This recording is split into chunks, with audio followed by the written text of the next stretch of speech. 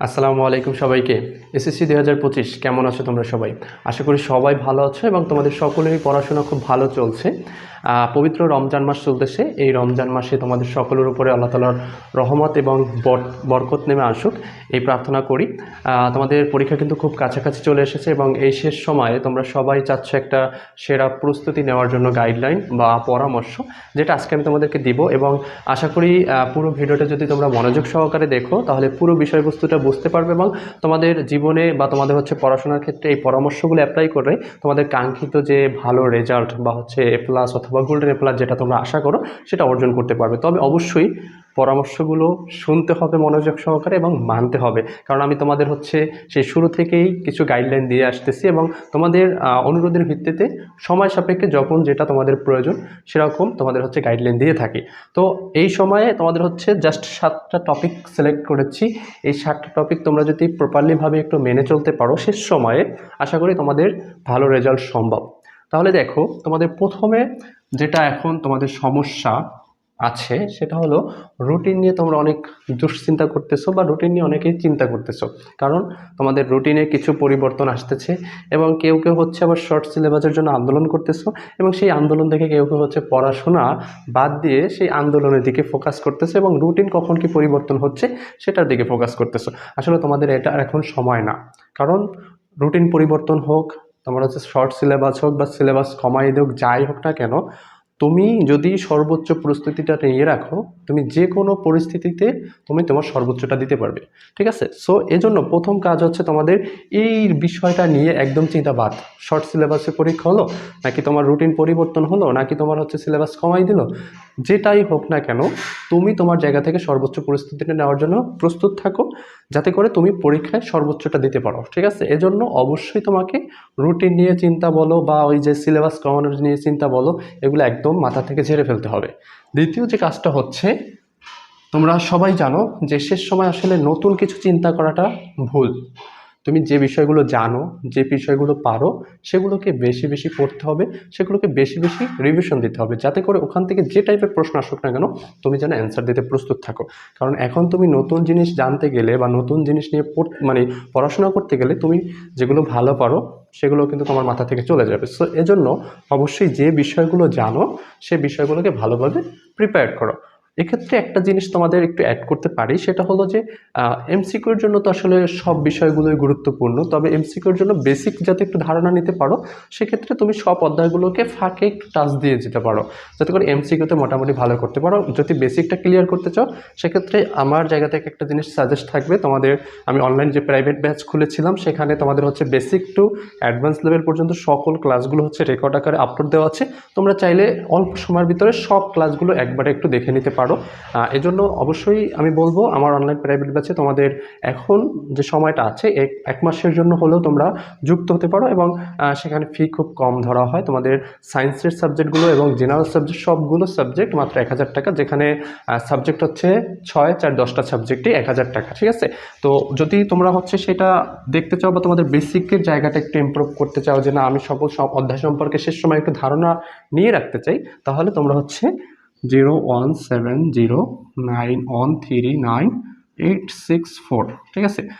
এটা আমার হোয়াটসঅ্যাপ খোলা আছে। এই হোয়াটসঅ্যাপ নাম্বারে আমার সাথে সরাসরি যোগাযোগ করে তোমাদের ভর্তিটা কনফার্ম করে নিতে পারো। আমি বলতে পারি এতটুকু, তোমাদের বেসিকে বা এমসিকিউর জন্য যতটুকু দুর্বলতা আছে বা যে অধ্যায়গুলো একেবারেই তুমি কিছুই জানো না, কারণ কিছু ধারণা রাখতে হবে তোমার এমসিকিউর জন্য, সেই অধ্যায়গুলো যাতে একটু টাচ দিতে পারো সময় করে, সেজন্য আমার অনলাইন প্রাইভেট ব্যাচে যুক্ত হতে পারো। কারণ ওখানে শুরু থেকে শেষ পর্যন্ত যতগুলো ক্লাস হয়েছে সবগুলো ক্লাস রেকর্ড আকারে দেওয়া আছে এবং সবগুলো ক্লাস তোমরা একেবারে ফ্রি পেয়ে যাবা। ঠিক আছে?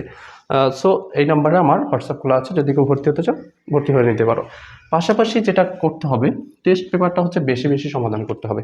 কারণ যেটা বললাম যে জানা জিনিসগুলো যদি তুমি ভালোভাবে দেখো আরও পড়ো, তারপরে যদি সেইটা রিলেটেড যত প্রশ্ন আসুক না কেন, কারণ আমরা সমস্যা হয় কি আমাদের যে পরীক্ষার হলে গিয়ে প্রশ্ন ধরতে পারি না, প্রশ্ন ঠিকই কমন আসে কিন্তু প্রশ্ন ধরতে পারি না, এজন্য আমরা সঠিক অ্যান্সারটাও করে আসতে পারি না।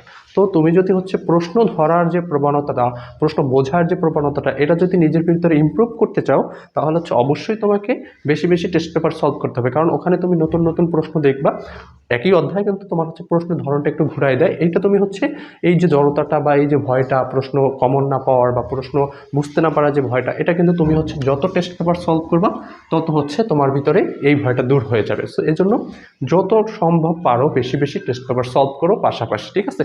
পরে যেটা করতে হবে যে এই বিষয়গুলো তখনই কাজে লাগবে যখন তুমি হচ্ছে দৈনিক পড়ার যে রুটিনটা আছে সেটা মেনে চলতে পারো।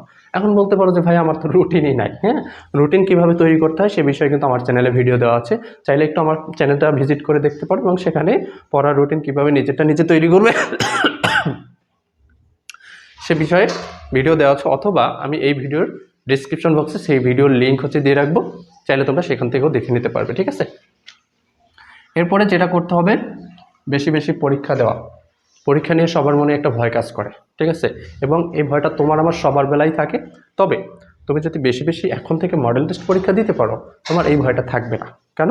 কারণ তুমি পরীক্ষার আগে অনেকগুলো পরীক্ষা দিতে দিতে অভ্যস্ত হবা এবং পরীক্ষার সময় পরীক্ষাটাকে অনেকটা সহজ মনে হবে এবং যে আতঙ্ক কাজ করে বা ভয় কাজ করে সেই ভয়টা দূর হয়ে যাবে। এই জন্য অবশ্যই বেশি বেশি এই শেষ সময় এসে একটু চেষ্টা করবা দৈনিক 2-3 ঘন্টার সময় বের করে প্রত্যেকটা সাবজেক্টের উপরে কিছু মডেল টেস্ট পরীক্ষা দেওয়ার জন্য। এতে করে নিজেকে যাচাই করা হবে এবং হচ্ছে তোমার পরীক্ষার যে ভয়টা সেটাও দূর হয়ে যাবে, ঠিক আছে?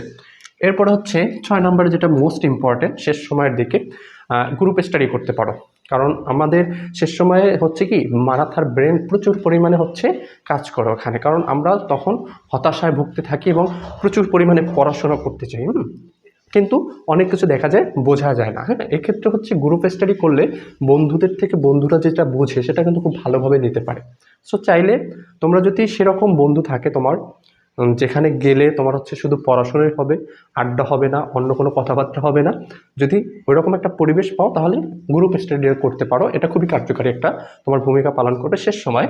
সাথে হচ্ছে যেহেতু রমজান মাস চলতেছে, ইবাদত ঠিকই করতে হবে, রোজা রাখতে হবে, নামাজ পড়তে হবে, সব কিছু মেনটেন করতে হবে এবং সাথে শরীরেরও যত্ন নিতে হবে। এখন বলতে পারো যারা অন্য ধর্মের আছো তাদের তো রমজান মাস না, তো সেক্ষেত্রে তাদের যে ধর্মীয় রীতিনীতিগুলো আছে আমি বলবো প্রত্যেকেই সেগুলো পালন করো। কারণ প্রত্যেক ধর্মই সুশিক্ষা দেয়, প্রত্যেক ধর্মতেই ইবাদতের বিষয় আছে এবং প্রত্যেক ধর্মেই ইবাদত করলে তোমার হচ্ছে নিজের মনের ভিতরে একটা প্রশান্তি কাজ করে, ঠিক আছে? আর যখন নিজের মনের ভিতরে একটা প্রশান্তি কাজ করবে তখন তুমি যে পড়াটাই পড়বে সেটা ভালো মনে থাকবে। সো তোমার যারা মুসলিম আছো তাদের তো রমজান মাস খুবই ফজিলতপূর্ণ একটা মাস। এখানে ইবাদতকে বিন্দু পরিমাণ ছাড় দেওয়া যাবে না, কারণ আমাদের ভালো মন্দ সব কিছুই উপরওয়ালার হাতে এবং তার কাছে চাইলে আমরা অবশ্যই ভালোটাই পাবো এবং আমাদের জন্য ভালোটা সিলেক্ট করার দায়িত্ব কিন্তু তার হাতেই, ঠিক আছে? সো আমরা তার কাছে বেশি বেশি চাবো এবং আমাদের জায়গা থেকে সর্বোচ্চ চেষ্টাটা আমরা করে যাব। এখানে কোনো গাফেলাতি করা যাবে না। এবং অন্য ধর্মের যারা আছে তারাও অবশ্যই তোমাদের ধর্মীয় রীতিনীতিগুলো মেনে ইবাদত করবা, যাতে করে তোমাদের সৃষ্টিকর্তার কাছে তোমরা চাইতে পারো এবং নিজের জায়গা, মনের জায়গা থেকে নিজেকে রিফ্রেশ রাখতে পারো। এবং এতে করে হবে কি তোমার পড়াশোনাটা খুব ভালোভাবে হবে এবং পড়াশোনা একটা মনোযোগ পাবো আলাদা, ঠিক আছে? পাশাপাশি যেটা বলছি শরীরের যত্ন নিতে হবে, কারণ তুমি এত বছর 2 বছর অনেক কষ্ট করে পড়াশোনা করলা, করার পরে যখন তুমি পরীক্ষা দিতে গেলা তখনই তুমি অসুস্থ হয়ে পড়লা, তাহলে এই 2 বছরের ফলাফল কিন্তু 0 আসবে। সো এই সময়টা হচ্ছে টার্নিং পয়েন্ট তোমাকে সুস্থ রাখার।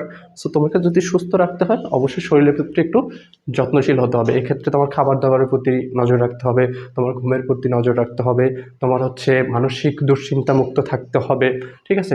সব কিছু অর্থাৎ নিয়মিত খাওয়া দাওয়া, গোসল, ঘুম সব কিছুকে মেনটেন করে তারপরে কিন্তু চলতে হবে। এতটুকু ব্যালেন্স যদি শেষ সময় না করতে পারো তাহলে কিন্তু হচ্ছে ওই যে তুমি সারা বছর কষ্ট করলা, 2টা বছর কষ্ট করলা, কিন্তু ফলাফল 0 আসবে, ঠিক আছে? সো শেষ সময়ে আমাদের এই 7 নম্বর যেটা, এটা কিন্তু অনেক ফোকাস দিতে হবে, কারণ এই সব কিছুর ভ্যালু কিন্তু এখানে, ঠিক আছে? এইখানে হচ্ছে মূল ভ্যালু। সো এই 7টা জিনিস যদি একটু ভালোভাবে মানতে পারো এবং আমার ভিডিওটা যারা দেখেছো তারা এখন থেকে এগুলো মেনে চলতে পারো, আমি আশা করি তোমাদের প্রিপারেশন যেরকমই থাকুক সেখান থেকে ভালো কিছু একটা করা সম্ভব। কারণ তুমি তোমার জায়গা থেকে সবসময় চেষ্টা করবা সর্বোচ্চটা দেওয়ার, বাকিটা আল্লাহ ভরসা, ঠিক আছে? সো যারা যারা পুরো ভিডিওটা দেখেছো তাদেরকে অসংখ্য ধন্যবাদ। অবশ্যই বিষয়গুলোকে একটু মেনে চলো এবং মেনটেন করার চেষ্টা করো। আমি সবসময় তোমাদের জন্য দোয়া করি যেন তোমরা অবশ্যই ভালো একটা রেজাল্ট করতে পারো। দেশ, জাতি, নিজের পরিবার, সমাজ এবং নিজেরও একটা মুখ উজ্জ্বল করতে পারো দিন শেষে। ঠিক আছে, আজকে পর্যন্তই, দেখা হবে তোমাদের সাথে পরবর্তী কোনো ভিডিওতে। আল্লাহ হাফেজ।